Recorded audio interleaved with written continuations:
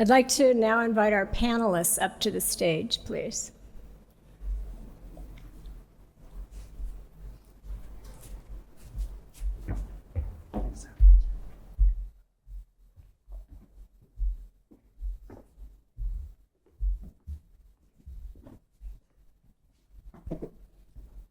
Our moderator tonight is well known to all of us in the society, Devin Banerjee, CFA.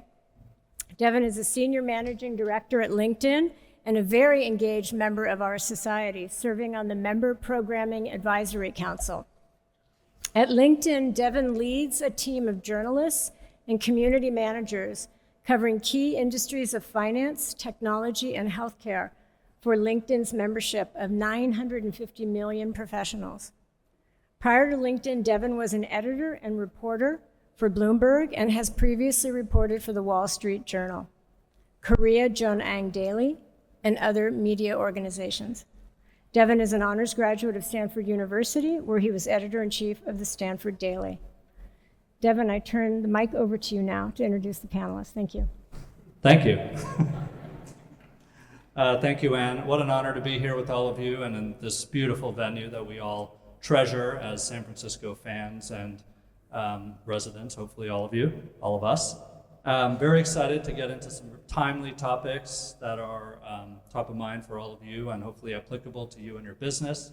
I'll introduce my fantastic panelists. To my direct left is Karen Kimbrough, Chief Economist at LinkedIn. Fantastic company, I hear.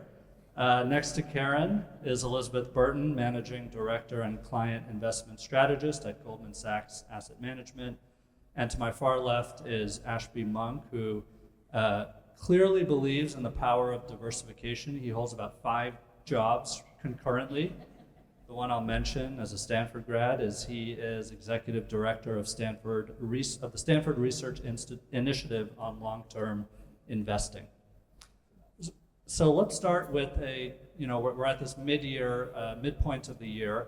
Karen is the full-time economist on this panel. Give us your read of the U.S. economy right now, where things stand and where you see things headed for the rest of the year.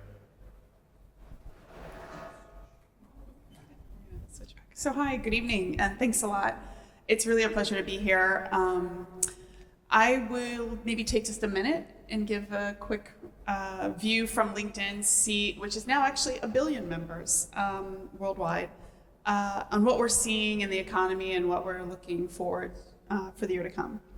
So I think Ted gave a really good picture of actually the global economy, which was one of like a pandemic dip, and then in some cases for some industries a recovery that included a lot of hiring, maybe not, tech is at the forefront of that. And what we see now is that hiring continues to be relatively sluggish. If I sit here today and I say, what does hiring look like for any particular industry, say finance or tech, it's definitely slower than it was a year ago. But a year ago, it was even slower than the year before. So we're sort of kind of like at the bottom and stabilizing and coming up. So hiring is definitely improving, but it's still on a kind of slow trajectory. The other thing that we look at a lot at LinkedIn is just how things are going, sector by sector. So if I were to tell you finance is actually still running 13% slower than last year in terms of hiring. This is on a national level. Tech is only 6% slower. Tech has already gone through its moment, I would say, and is actually coming out the other side. Partly to do with all of the new business formation that Ted mentioned, and just a lot of the venture capital money that's being put to work, especially out here. But nationally, hiring is about 10% slower than it was a year ago. And if we'd sat here a year ago and you asked me how slow is hiring, I would have said, well, actually, it's 30% slower than the year before. So we're getting better. It's only 10% slower now, but it is slow. And then maybe what I'll just quickly mention, because Ted was talking about it, is we have the opportunity to look at job descriptions that some 67 million companies will put on our platform at any given time. And so we can see what jobs are in demand, what jobs are being created. Maybe we'll talk about AI in a second. But one of the things that we do see, though, is that there has been an incredible rotation in the kinds of skills that employers are looking for and the skills that professionals are adding to their platform and their profile to be competitive. So we're seeing a lot of change happen in the labor market right now.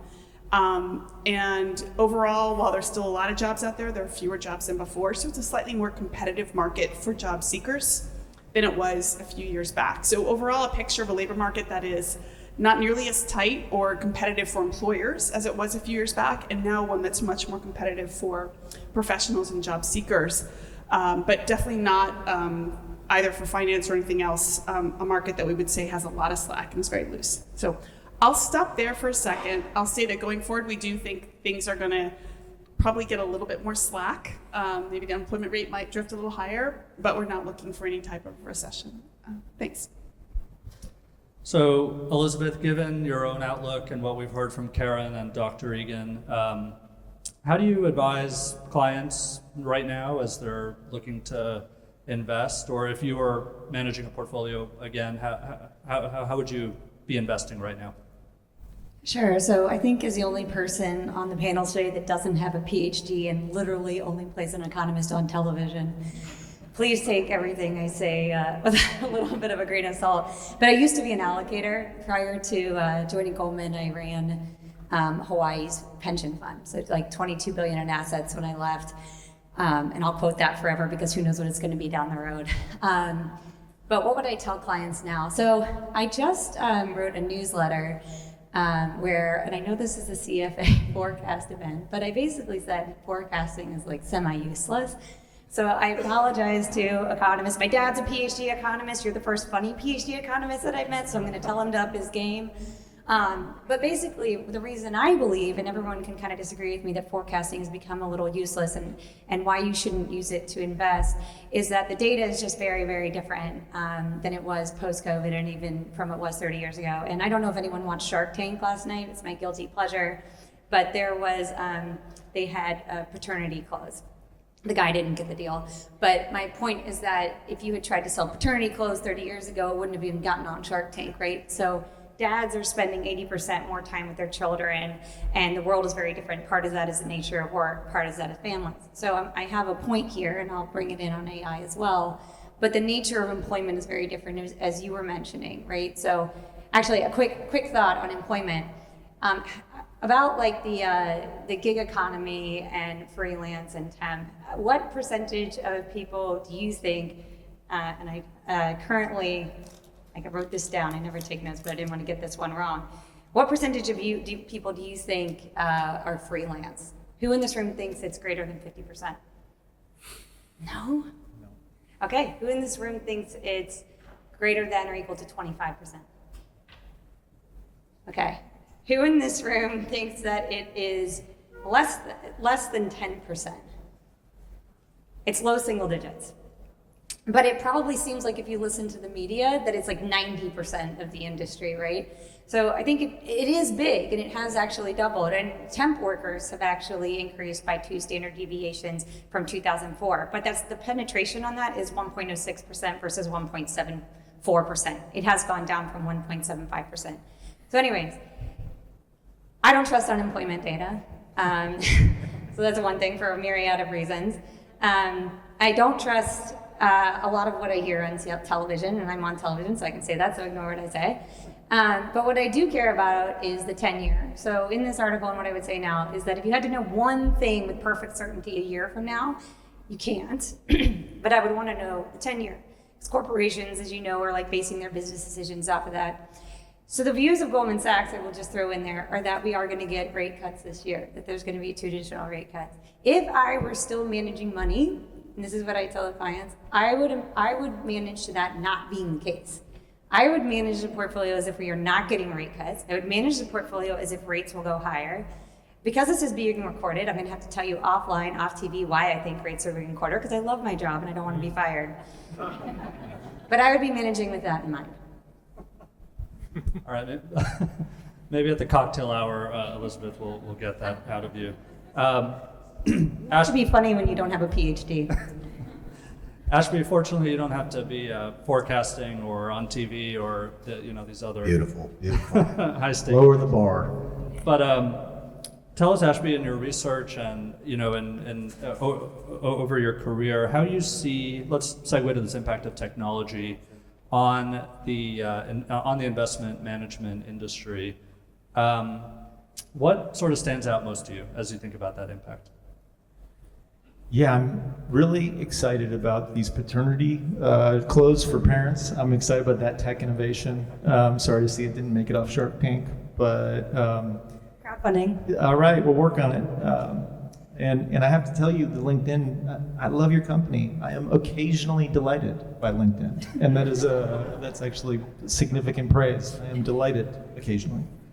But I think my world is the asset owner world, so the pension funds, the sovereign funds, and you would think because many of these organizations quite literally say we have a 75-year time horizon, that's like what the Canada Pension Plan had on their website for quite a long time, that they would be used to technological disruption, right? Like some of the disruptions and risks we're looking at, we've built processes around, we have frameworks, we have checklists.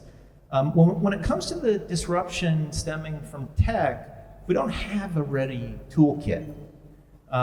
It's a non-standard risk, is what most of the institutions we studied tell us. And we did about 20 case studies where we went and asked people, how are you managing the threat of autonomous driving and electric vehicles and all these things? And what we learned is it's treated a lot like climate. It's something that they all say is important. It's something that some of them have a framework around. And it's something that I'm not sure any of them have actually changed their portfolios, truly changed their portfolios yet. But we are in an industrial revolution. In fact, for those keeping score, I think this is our fourth. We had mechanization, we had standardization, we had automation, and we had autonomy. And that's a word that I love so much more than AI. Autonomy kind of makes you like, oh wow, this is coming for our cars, it's coming for our analysis. When was the last time you gave somebody directions? When was the last time you trusted somebody that said, I know a shortcut? No, who cares? You don't know the traffic. Like we're using these machines now. They're autonomously telling us where to go. And so that word autonomy tells me we are into this revolution that's going to transform industries that we haven't really started to appreciate. And so we did a big research project on how the investors are dealing with autonomy, and we learned that most of the time they're making it up. The chief risk officers, the chief investment officers, you see some playing offense. You'll see venture capital, like you're seeing this coming out of the Middle East right now, huge $100 billion funds for AI. That's offensive tech disruption management. You're seeing a lot of other players taking the, what I would describe as defensive tech disruption management technique, which is, hey, let's get all the parking garages in our portfolio and sell them immediately, because who's going to need a parking garage? Or if we own parking garage, can we negotiate the air rights so that when autonomous driving makes parking garages worthless, we'll turn it into an apartment block. Literally, that is happening today, that type of negotiation. And the other thing we learned through our research was the power of networks. And I'm not talking about the kind of networks you pay money, $300 to talk to somebody. I mean the networks like these in this room right here, where you're formulating loose ties with experts. And you leverage those loose ties, and that's a term of art if you put it into the Google machine. The strength of weak ties. Actually, it's weak ties, it's not loose ties. Sorry for that. You'll find that the strength of weak ties allows you to spot those experts and actually use them in the context of your tech disruption fears. Last comment, and I'll turn it back. The thing that we've learned is that this disruption that is changing so much around us is also going to change our industry. And so we're seeing a lot of investors simply turning to AI and asking, how is this going to affect my industry? How are you, for lack of a better term, going to affect this industry that I care about? And the answers aren't half bad, and we're just getting started. I want to come back to that point to you, Elizabeth, in a few minutes. But Karen, first, how do you look across the economy, across sectors, on AI's impact, especially on the labor market? Do you buy into the headlines about replacing mass swaths of workers, or is it an enhancement and/or enhancement to GDP? in the long term? What's your take on AI's impact across the economy? So that is actually the question that we've been focused on for the past year, is exactly how do we think and where will we see the impact of AI or generative AI, because AI has already been around for a few years, in the workplace. And the answer is that we're starting to see it, but it's early days. This is really a journey. So how are the ways that we see it? Well, we definitely see a hiring frenzy for what we'd call AI expertise. These are people who are building large language models or are machine learning engineers. And their hiring rates vastly outstrip the hiring rates of anybody else, particularly economists. We definitely have looked at how different occupations are exposed to generative AI and the degree to which skills attached to any occupation, whether say it's a financial analyst or an economist or a software engineer, are they more likely to have a lot of their skills replicated by generative AI, or are they somehow complemented, and these are things that only people can do? And so to my extreme horror, our analysis revealed that librarians were in the disrupted bucket, which made me sad. That was my dream job as a child. Locksmiths are insulated for now, no surprise. Economists apparently also slightly in the disrupted bucket. But there is actually a trick to this, because any occupation is basically a bundle of tasks, and those tasks require different skills. And so to the extent that there are skills that you no longer wish to spend a lot of time on, generative AI can be your friend. And so it is true that every single job, in our opinion, will change at some point to some degree, some more quickly than others. But it's the ability to rotate away from the skills and tasks that generative AI is probably going to do for you, or AI is going to increasingly do, and rotate towards the ones that are higher value, heavy cognitive load. Those are the ones we think are important. And so we put out a whole paper on it. We did also look at financial analysts. You have some scope for generative AI to help you, and also maybe augment your work. But what I would say, the big picture, and a lot of people ask me this, is like, what do we think is fundamentally going to change? I would say what's going to change is the pace of learning. And we really do believe it's not going to be a spot where your domain expertise is the only thing that gets you through. It's not the I know it all or I have a huge command of knowledge. It's also going to be a little bit about who you know, the power of your networks, and this relationship economy. So it'll still be important what you know, but it will also be important to some degree who you know, how you leverage it, and how you rotate amongst the, say, 30 or 40 different tasks that your occupation might require. And so that agility is actually what I think is going to set people up for maneuvering this massive technological change that is here. Elizabeth, you alluded to a paper that you recently wrote on forecasting and its uselessness, but is there a role for AI in bringing back some value to forecasting and some deep data access that could change things? Yeah, and let me caveat that before every economist on the planet sends me a nasty gram tomorrow. So let's just take PPI from yesterday. Like, we were off by a lot on that, and by we I mean the collective markets. We cannot properly forecast that, right? And so I believe there are still challenges. And why is that important, by the way? If the print was 0.6 and 0.5 the prior month, and I hate when managers do this, that if you run a fund, please never say our 1 month return was X and we're annualized at 300%. Like, don't do that. But I'm gonna do it.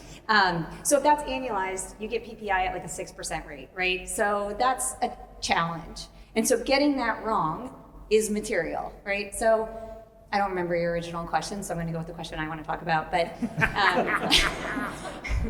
right. But anyways, but the one thing I kind of want to say is in the AI conversation, and I was a CIO, so when you were talking about how CIOs don't change their portfolio, I see you wrote Elizabeth Burton was way different, way smarter. I did. No, it was right there. It was totally different. But look, we are having a lot of conversations on AI, but I actually don't see anyone really doing anything about it. The percentage of US firms that are actually using Gen AI is small. It's like 4%. Funny enough, the percentage of CEOs who say they use Gen AI is like 99.9%. But how many of you in the last 24 hours have said, representative, I want to talk to a human being, right? So we're not quite there yet. It kind of reminds me of the internet and blockchain and how we all thought this was going to be a massive trajectory. That's not saying I don't think AI is important. We do think that it adds to the growth rate. And Goldman, by the way, is like a full point higher on consensus than the rest of the markets on growth for the US this year. We're at 3, the consensus 2.9, the consensus is at 1.7, right? So we're constructive on AI and growth tailwinds, but we do think it's a long haul. We do think it's more focused in some parts of the public markets than what you're going to see in the private markets. But more importantly, investors really aren't investing solely in that, except for in some specific areas. They're talking about it a lot, and my cynical nature is going to say it's because it's a lot easier to talk to your boards and stakeholders about AI than other sensitive topics. Everyone is kind of excited about AI. It's not a subject that's bifurcated. So in terms of investing in the market, the one thing I will say, if you trade your own portfolios, which thankfully I haven't been allowed to do for 10 years, is look for companies, for example, in the staffing industry that have diversified lines of business. So I'm not allowed to name single name stocks, but you can guess who those are. There are a couple staffing firms that just reported earnings down 20% in their revenues, not earnings and revenues. Those are the ones that don't have as much of a diversified line of business. So you want to look for companies that are situated around AI, but are also involved in the workforce that might have tailwinds from that versus those that don't. So the call center is one example I just gave, which I still hope I can talk to a human or I'm going to scream. So for the moment, there's a lot of work to do there. Ashby, you started this topic a few minutes ago, which is the changing nature of work, of employment, of careers in finance and investing. And one thing that your center researches that I think is fascinating is careers in the asset owner space and pensions, sovereign wealth funds, et cetera, which is not perhaps what the graduates think about first. They tend to run for that investment banking analyst program, at least in my experience with my graduating class back in the day. But talk about, Ashby, how you see careers in finance and investing transforming going forward. Yeah, there's the good. First of all, it is interesting to me that we don't teach our undergrads or our graduates about pension funds, sovereign funds, endowments, foundations. This is the risk capital of our economy. And most of our students couldn't tell you what CalPERS stands for. And I think that's unfortunate, because if you really want to have a big impact in the world, you can kind of start at the base of capitalism, $140 trillion. So, but I think for our group here, and before I lose the thought, I sometimes hear my wife yelling upstairs, "Agent!" She's been trained by the bad AIs not to trust the AIs. And so I just hear "Agent," and then, anyway, if you've experienced it, you know what I'm talking about. If you don't, you think I'm crazy. So back to the question, which is about our career possibilities. Are we done? Well, I think a lot of people ask me, "Hey, Ashby, like you're writing all this stuff on technology, aren't you worried that we're all going to end up competing for the same assets? That if we all are looking at the same data, all have the same satellite imagery, aren't we all going to be bidding on the same thing? We're all going to be getting the same recommendations from the technology." And I think the part that gives me hope for our industry is that the same technology does not mean the same advice. And so if you'll just give me 45 seconds to do a thought experiment. Imagine you took the entire CFA catalog of knowledge and you put it into an LLM. That's easy. My friend Ted Seides just created TED GPT, which you can go and log into, which is the catalog of all of his podcasts. And you can talk to the TED GPT and hear all the podcasts. Imagine you take all of the research, academic literature, you put it in the same thing. Imagine now, and this is real, this one is real, you stick a lapel microphone on the 100 best investors, and you just follow them around for a year. And you literally train a model based on, Warren Buffett, Gross, Druckenmiller, Burton, and you train this model, and then why not? Let's take the entire universe of investable options. So that's the thought experiment. We now have the omniscient investor. And you have all the options and all the knowledge and how to use it to achieve your client's goals given their existing portfolio. And that's where the story comes back to us. Because as finance professionals, the part that's unique across this industry is the person. It's the personalization of these portfolios.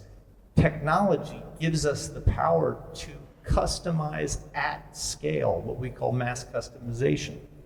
And it's not just about your liability profile. In fact, I would say the expected return target that CalPERS uses to proxy its liability, that's an intermediate step. Its liability is a set of cash flows we could define. And as technology gets better, we will define those. We won't allow actuaries to make projections. We will model the cash flows and we will optimize. And that power of technology is to understand where we are. I think that if we had this omniscient investor, we would all get a different recommendation, every single one of us. And the job of providing advice now is to understand, yes, where your portfolio is today, which is not trivial, by the way, to understand your human capital, your social capital, all these things that actually are part of your portfolio. But then moving beyond that into your ethics, your preferences. Do you want to invest in ammunition? I don't know. Like, there's a lot of people that don't. So maybe that's going to be built into your routing. And then your destination is going to be different. Is your kid going to a big school up in the East Coast and they're going to have to come up with $100,000? Are you going to buy a house, a wedding? Everything's different. And so this mass customization gives me hope that we're going to spend a lot of time as an industry going deeper on our clients and really modeling out their goals, their objectives, and that's the power of technology 5, 15, 20 years from now. Elizabeth, you mentioned both of you have mentioned the power of personalization in this industry and personal advice, the human touch. Will that always be the case? I mean, if we can reconvene 5 years from now, 10 years from now, will that be how careers in finance are really centered? I don't know of personalization. I do agree with Ashby that you can interpret the same statistics differently. So if you just turned on CNBC this morning, there were people that think inflation's heating and people that think inflation's cooling, because inflation is made up of a ton of different numbers. So as a former econometrician, I would, this is unethical, I'd pick the data that made my story though, right? So like, I think that people, right? Confirmation bias, people still do it, it's a thing. So yes, I think that personalization will matter, but I'm actually gonna point to Cam Harvey on this. Like, people fear about losing jobs. The majority of companies are actually gonna increase hiring with the AI. Like 65% of CIOs think they will, 41% of senior leadership. Ooh, so weird, senior leaders and CEOs disagree. Never heard that before. But, so I think that there's positive things to happen from that. Cam Harvey has this great paper where he talks about the advent of the car and how there wasn't employment, but it was mostly for horses.